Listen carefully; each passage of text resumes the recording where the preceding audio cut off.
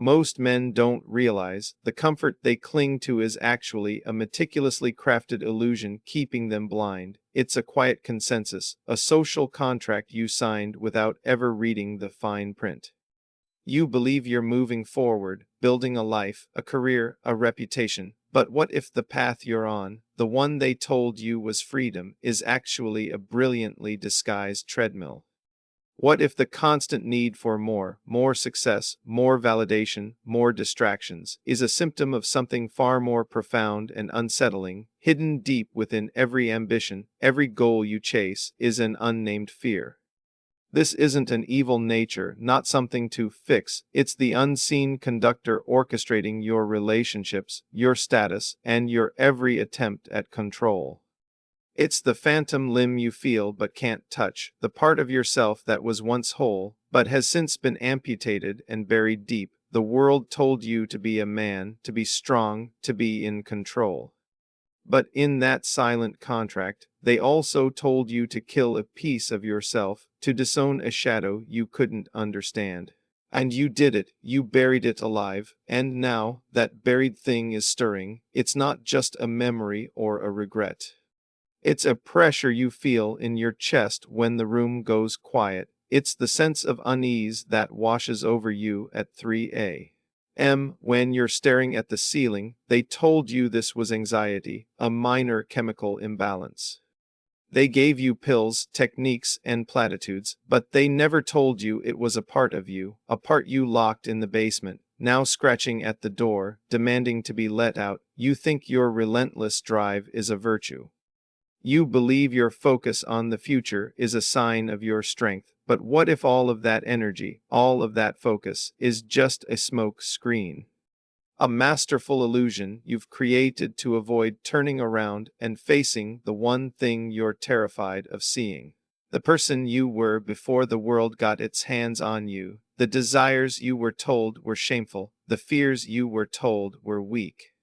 The raw, unfiltered self that no one else was allowed to see. Tonight, we're stepping beyond what you've been told about control, lust, and the true nature of men. We're going into the quiet, uncomfortable truth behind the endless pursuit. If you've ever felt a profound unease that you couldn't explain, stay, this is for you. Take a slow breath, let's go deeper, and you start to feel it, that low-level, humming anxiety that no amount of success seems to quiet. It's the feeling of a lie you've been telling for so long that you've started to believe it yourself. You've built this fortress of achievements, this immaculate life, but every now and then, a stone comes loose.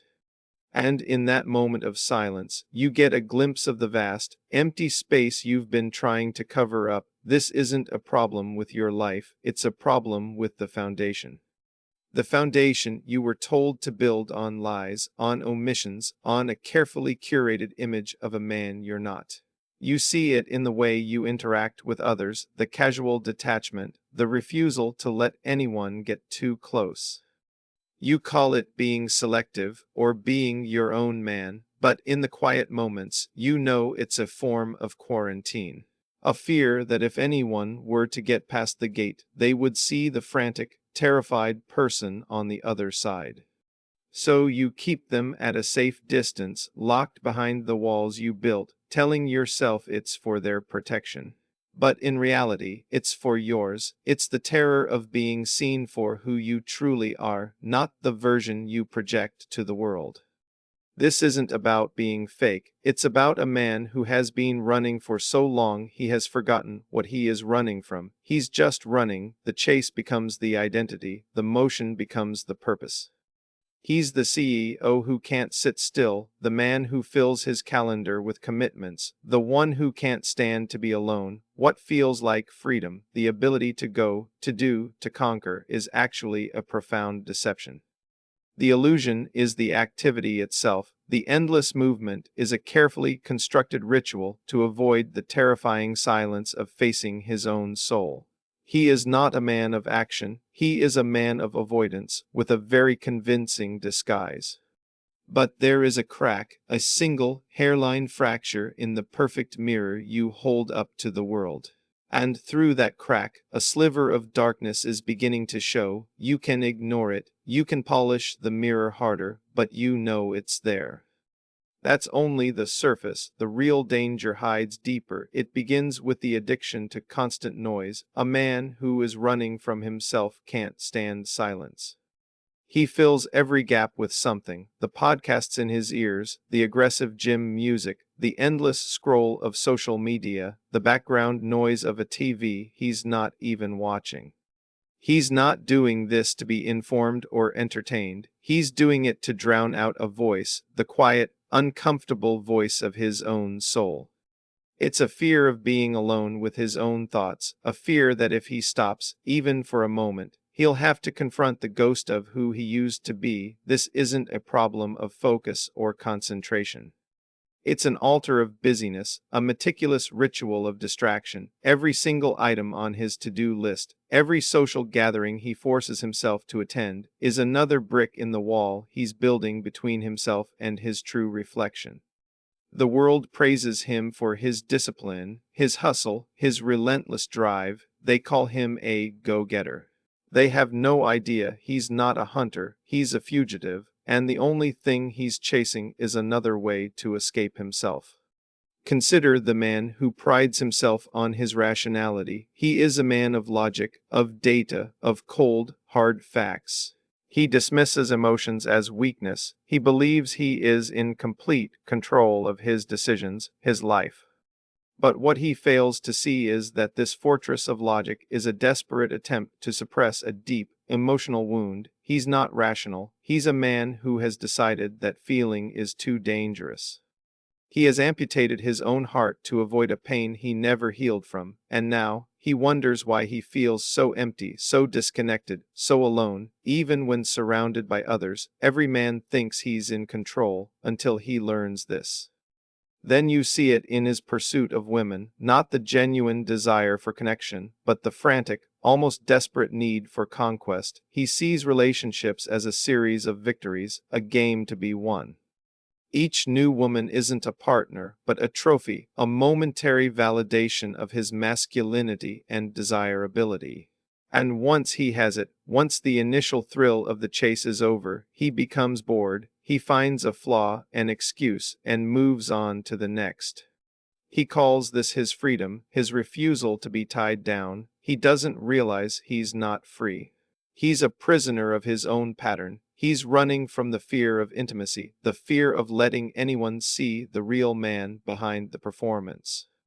Because true intimacy requires vulnerability, and vulnerability is the one thing he has sworn to avoid at all costs. His need for external validation is a bottomless pit. He's not seeking love, he's seeking an audience. And the larger the audience, the louder the applause, the easier it is for him to ignore the quiet, critical voice inside. This is the man who posts every gym session, every luxurious meal, every major purchase. He's a walking billboard for a life he's trying to convince himself is real. He's broadcasting his existence to the world because he's terrified of his own company. This isn't a sign of self-confidence. It's a frantic, desperate plea for someone, anyone, to tell him he's okay. What feels like freedom is a meticulously crafted illusion, designed to keep you trapped in a loop. But this deep, internal conflict manifests in a more subtle, insidious way. It's the moment a man makes a promise he knows he can't keep, not because he's a liar, but because he's a slave to a certain image. He promises to be there for a friend, to follow through on a project, or to commit to a relationship, all while his true self, the part he's been running from, is silently screaming no. He honors the public commitment, the social contract, while betraying his own desires, his own energy levels, his own truth. This isn't integrity, it's a profound self-abandonment. He's putting on a performance for an audience of one, a phantom audience that he believes is judging his every move, and he's so afraid of their imaginary scorn that he betrays his own spirit. This is the man who finds himself trapped not by external forces, but by the weight of his own promises. He feels a quiet resentment bubbling beneath the surface, a low-grade anger that he can't explain. He becomes passive-aggressive, distant, and hard to read. He projects his own self-betrayal onto the world, seeing others as manipulative or demanding, when in reality, they are simply holding him to the promises he made to them, not the ones he broke with himself. He doesn't realize that the resentment he feels isn't for them, it's for himself. It's the silent scream of the part of him that he's been systematically killing, day after day, for the sake of an image he can't even stand to look at in the mirror. This isn't about being fake. It's about a man who has been running for so long he has forgotten what he is running from. He's just running, the chase becomes the identity, the motion becomes the purpose. He's the CEO who can't sit still, the man who fills his calendar with commitments, the one who can't stand to be alone. What feels like freedom, the ability to go, to do, to conquer, is actually a profound deception. The illusion is the activity itself. The endless movement is a carefully constructed ritual to avoid the terrifying silence of facing his own soul. He is not a man of action, he is a man of avoidance, with a very convincing disguise.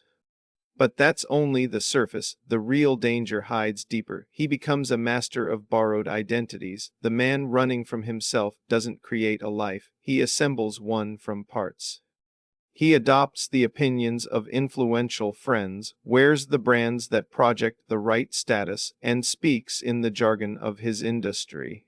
He's not doing this to fit in, he's doing it because he doesn't know who he is without the costume.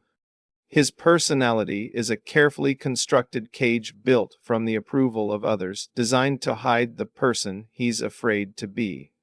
He's a chameleon, changing his colors to match whatever environment he's in, but what he fails to realize is that a chameleon has no color of its own. This isn't about being fake. It's about a man who has decided that his true self is unacceptable. He has a deep, unspoken wound, a moment of shame or rejection from his past that he never healed from. That hidden wound isn't a memory, it's a silent puppeteer pulling the strings of his need for dominance and his fear of vulnerability. He's the man who can't take a compliment, deflecting it with a self-deprecating joke. He's the man who can't ask for help, seeing it as a sign of weakness. He's the man who feels like an imposter, even at the peak of his success. Most men don't realize this isn't a flaw to be fixed. It's a part of you, a shadow that never left, now seeking to be seen. You can keep running, you can keep building your elaborate disguise, but the shadow is always there.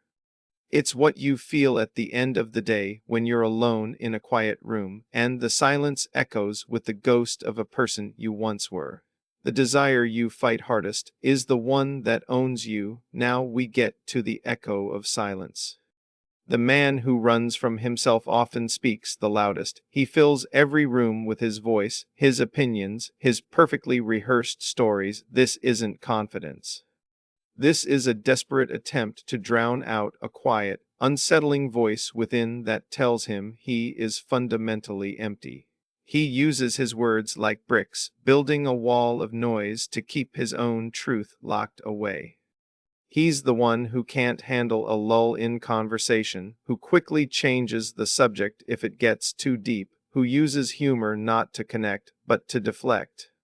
He's talking so much to the world because he's afraid of what his own inner voice might say to him. This manifests in the way he handles criticism.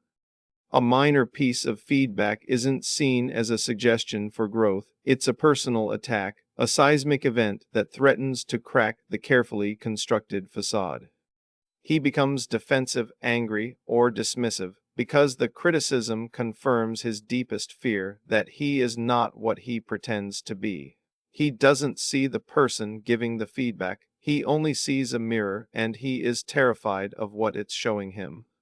He is the king of a castle made of sand, and he will fight with every fiber of his being to protect it from the incoming tide of truth.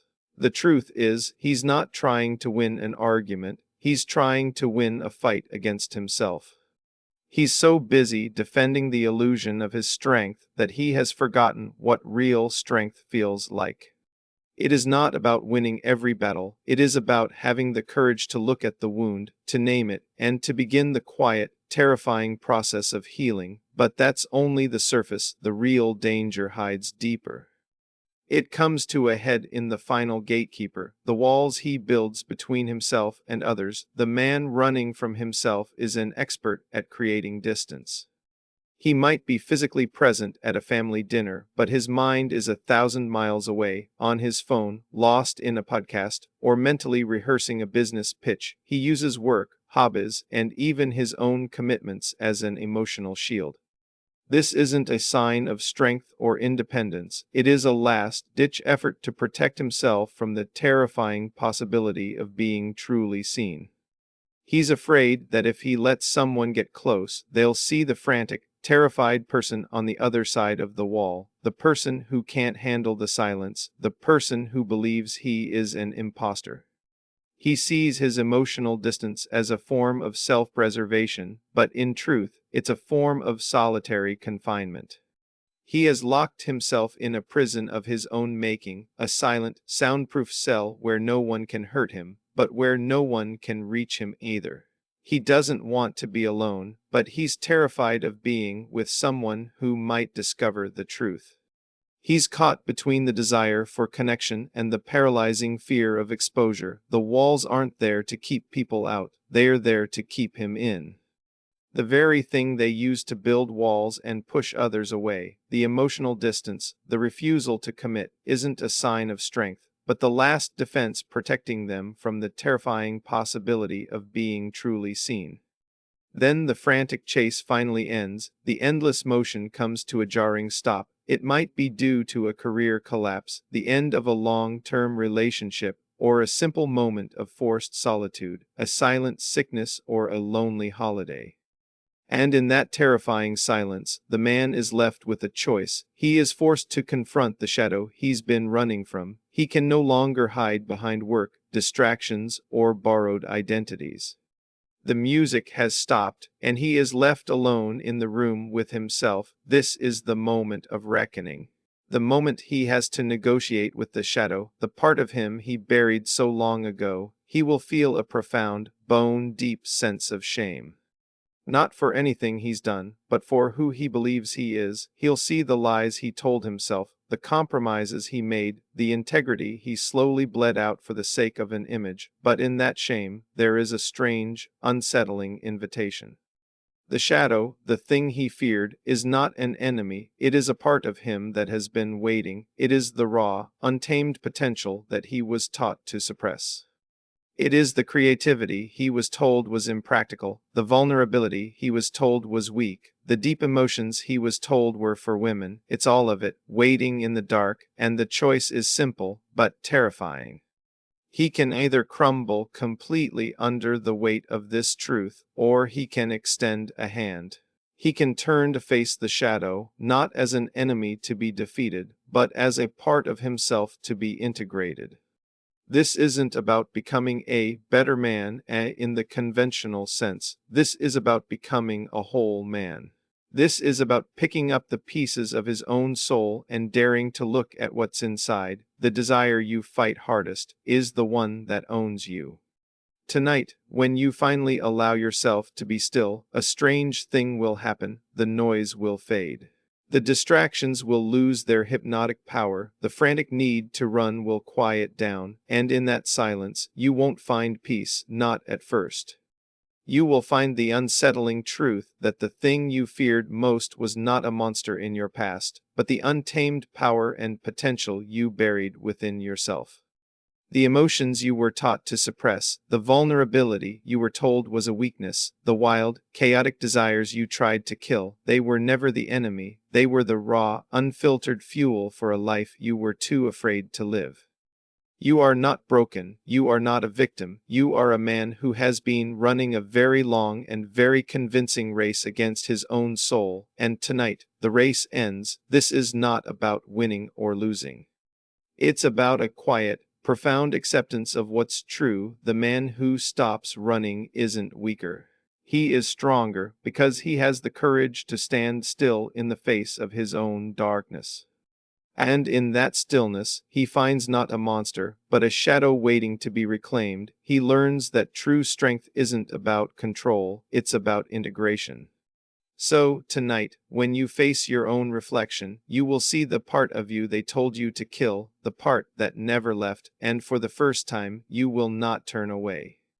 You will stare into the mirror and nod, a silent, unsettling moment of recognition. This is not the end of the story, it is the beginning of a different one. What if the person you've been running from is the one you've been looking for all along, the chase for power, for validation, for a perfect life? It ends not with a grand prize, but with a quiet, unsettling moment of stillness.